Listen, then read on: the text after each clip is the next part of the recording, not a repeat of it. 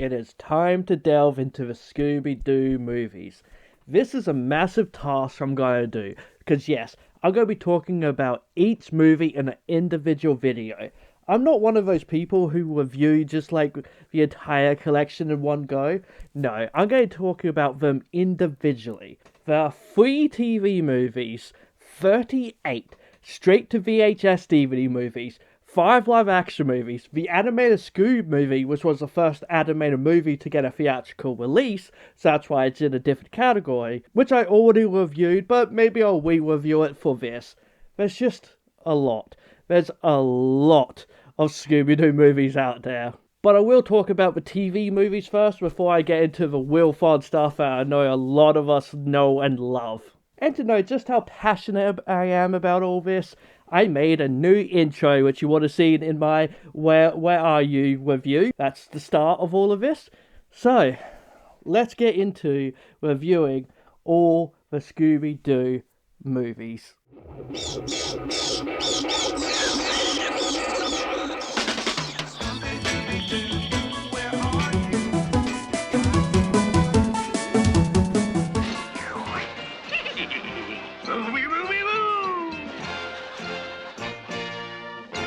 Hey guys, Blazie here, and welcome to my review of Scooby-Doo and the Boo Brothers, the first TV movie for Scooby-Doo released in 1987. It stars the original voice of Shaggy, Casey Kasem, and original voice of Scooby, and second voice of Scrappy-Doo, Don Messick. Sorry, I've never said those names out loud, so I apologise if I got them wrong. This is also a movie I did watch a lot as a kid, so I am biased, but I also haven't watched it in a very long time, especially in a review kind of sense. In this movie, Shaggy inherits a house from an uncle who passed away that's in the deep south on a southern plantation. But the place is haunted, and there are crazy characters like a southern gal that falls in love with Shaggy, her brother who has been feuding with Shaggy's uncle, aka the Beauregards, so tries to kill Shaggy throughout the movie, a crazed butler, a sheriff trying to catch an ape, and of course, the Boo Brothers, aka the Three Stooges. That's even what it says on the Wikipedia. That's basically who they are meant to be. But why do they stay? Because of the family jewels that belong to Shaggy, so there's some treasure hunting in there too. This movie is a lot. There's just a lot going on at all times, but it's kind of fun, but also a little messy. So let's start from the beginning. It starts with a song that's kind of catchy, introducing us to how scary the Boo Brothers are. Ghostly, ghostly, Boo Brothers! While also, almost ditching Scrappy in the process. Well, yes, Scrappy is here and Shaggy is in his red shirt era, which happened during Scrappy's run. Now, to talk about Scrappy. I never hated the character. I mean, Scrappy literally saved the Scooby-Doo franchise. It was close to being cancelled forever, and so they added Scrappy into it, and ta-da, Scooby is still going strong. And in this movie in particular, I don't find him annoying. He is the one character that helps pushes the movie forward. As Shaggy and Scooby are running around scared, he is the one trying to move things along. And so I kind of appreciate him in this movie. But yes, they make their way to the Beauregard residence, and already after reviewing the original Scooby-Doo, I do find it funny how they changed how Scooby talks just enough to make it more understandable. Let's see. I'm walking. During the drive, Scooby sees a monster and grabs the wheel, Shaggy questioning, "What monster?" "Shaggy, you're the one who's driving, aka, you're the one who should be watching the road." There's a moment with the monster, aka Ape, that leads to Scooby driving the car and meeting the sheriff. So we meet our first suspect, who is essentially there to be the character to tell them to stay away as the place is haunted. Over the radio, we hear an animal circus train has derailed, already giving us a clue why the ape is there. And it also explains why the sheriff stays around. Scrappy is, of course, excited by what is happening and getting a chance to see ghosts. Scooby is not. Did you say haunted? Oh boy! And then in quick succession, there's a headless horseman, a wolf who never appears again, and this old southern guy. Leave this place! I really do love the thick southern accents they give these characters. But we do find out that this is Shaggy's uncle, so why is he telling him to leave? Almost like he's not a real ghost.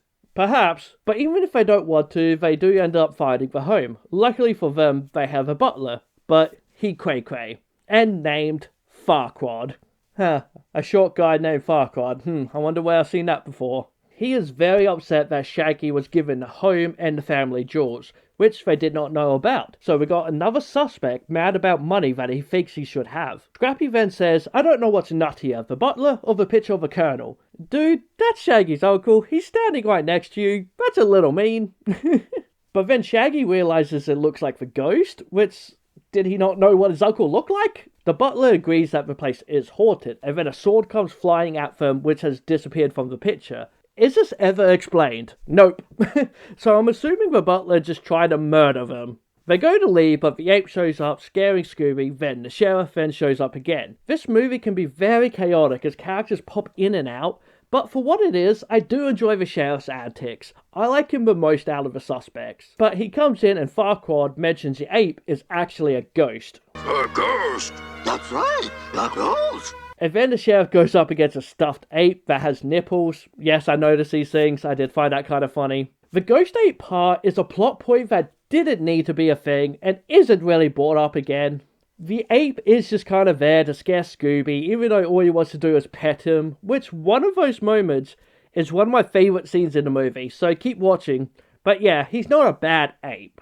Farquaad drops a wing, which is proof the treasure is real, but Shaggy still wants to go home. But now his truck is sinking into the mud, so they're stuck until morning. But the house is haunted, so weird things are happening. I didn't see that. I didn't see that either. Is any of it explained? Maybe at the end, but not really. Even a ghost uncle shows up again, but in this particular moment, is it explained how he can go through walls? Yes and no. It's confusing. More so, if it is the ghost of the uncle, why is he telling him to leave when he also left leaves a bunch of clues and all that to the family jewels, which is a big plot of the movie. So, he wants him to have the family jewels, but then he also wants him to leave. It doesn't make sense. If that is meant to be the ghost of his uncle, it doesn't make much sense. You could have easily just made this ghost a ghost of a character who did live there. So Scrappy comes up with the idea to call ghost exterminators. I like there's a Ghostbusters symbol in the book, as though if they had just called them, everything would have been fine, but instead we get the Boo Brothers. Miko, Fiko, and Shriko. Ghosts who hunt ghosts. A fun concept, but they are just the Three Stooges, they're just knockoffs, and extraordinarily unimportant to the plot. This movie pretty much goes the exact same way without them. There are moments in the movie you completely forget these guys exist. I don't hate them though, but they're just kind of there. I guess they just don't do anything offensive or anything like that, they're just there. But we get a scene of them trying to show off their ghost-catching ability, which leads to more hijinks with the butler and ape. And then we meet another character, Sadie Mae, who instantly falls for Shaggy, and for the rest of the movie wants to marry him and continually tries making out with him. So, sexual assault. Fun. But my favourite moment is later Shaggy saying yuck and running away. How gay of you, Shaggy. I'll get to that later. And as I said, this movie is just really chaotic and just so much. We are only 20 minutes into this movie, and now we meet another character, whose name is of course Billy Bob. He is Sadie Mae's brother and has been feuding with the Beauregards, so he does not want his little sister to marry one, aka Shaggy. So he tries to murder Shaggy throughout the movie, so it's just another chaotic character to the mix. After dealing with them and the Boo Brothers once more, they finally find their first clue to the treasure and a diamond in the process in the fridge, because the Colonel knows of Shaggy's hunger. That's kind of funny. And considering they're stuck, they might as well look for the treasure. So they go outside while there's bricks falling from the roof like it's Final Destination. And indeed, the ape gets Final Destinationed. Because of course, there's another chase sequence as Scrappy finds the clue's meaning, leading them to the chimney where we meet another ghost. This time, a skeleton. Yeah, the designs are not very original, are they? They fall off the roof, no thanks to the Boo Brothers, and then the sheriff shows up again conveniently. Though we also see his shadow a few times. I wonder who the villain could be. Honestly, it's kind of cool for, to add those little moments and clues for the audience. I don't mind it. The next clue was found, but first, another chase sequence with the ape and such. This is how the movie now works. They get a clue, they get chased around, find the next clue, get chased, so on and so forth. It's very hectic. Not necessarily a bad thing, but also it gets kind of annoying because it's just the same thing over and over again. They find a clue thanks to a piano, get stuck behind a wall, which is the first of 2 times the Boo Brothers actually do anything by helping them get out. Like this. Like this. They quickly find the next clue and then they go up to the attic for the next. Scooby scares Shaggy after he teased him, so that's kind of fun. That's a cute little moment. But then as Scrappy finds the next clue and a necklace, there's another type of ghost. So many of them. Just a headless jacket with bony hands. Suspicious. He takes the jewel and then disappears, but it's very suspicious that there's a hole where he escaped. While reading the next clue, Farquaad is being weird, but also has the necklace, so perhaps he's the one who took it. Is it explained? No! We get another chase-like scene with the Boo Brothers going up against Uncle Beauregard, while Scooby and the gang go down in a cellar, where they are going to be killed by a cannon. It's just the Boo Brothers, but I'm bringing it up because I do love Scrappy's facial expression. That's something I would get tattooed on me.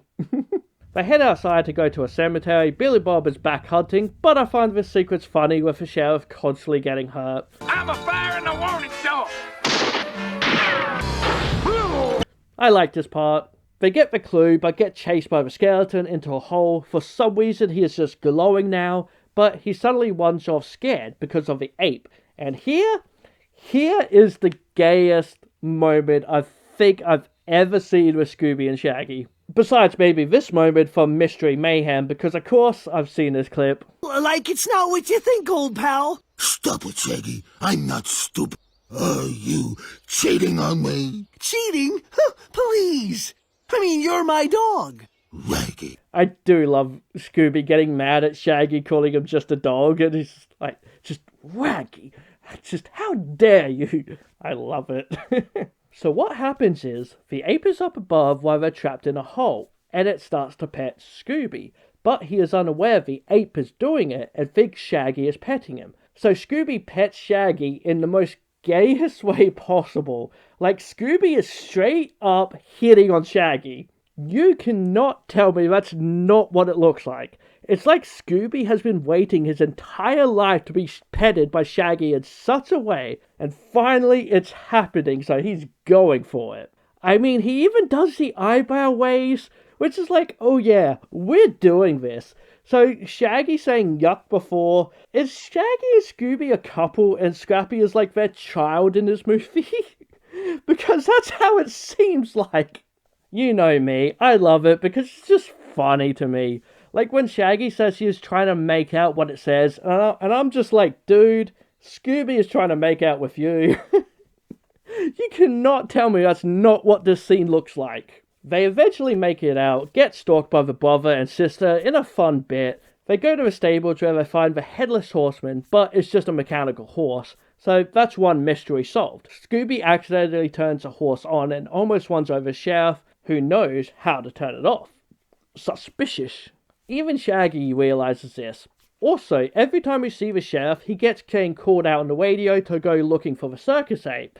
Almost like he isn't going to the derailed train. The next clue leads them down a well in an old war tunnel, and when chased again by the Uncle Beauregard, they find a way back into the house, showing how the ghosts get around. With another clue attained, they go back into the house and discover the Boo Brothers are having a party with their family. Shaggy and the gang are sick of dealing with them, so finally they tell them to leave. But the Boo Brothers give them their sad backstory of being ghost orphans, and so they decide to keep them around. So, of course, another chase scene. They get to a bear's cave where the next clue is, but it's not the bear they need to be scared of, it's Shaggy's car driving on its own. They quickly discover it's just being controlled, which we see it's the skeleton doing it. They are chased once again by the uncle, which is hilarious, watching him ride that style of bike, somehow keeping up with the car for the most part. Back at the house, they meet the ape again, but this time Scrappy tells him off, and so he gets the next clue while letting the ape on the mechanical horse, and that's the last of the ape. Also, I think the brother and sister kind of just disappeared from the movie at this point as well. The next clue is at the pier on a boat. The skeleton manages to trap them as it finds out the last location and sends them off in a boat that's going to sink. Luckily, for the second and last time, the Boo Brothers are useful and save their lives. So where was the treasure in the end? At the fireplace the whole time. How obvious was it though? Well, watch this clip. There must be a lever here someplace. Aha! Ah yes, there must be a lever. I wonder where the lever is. Could it be this big thing on the side of the fireplace? I wonder.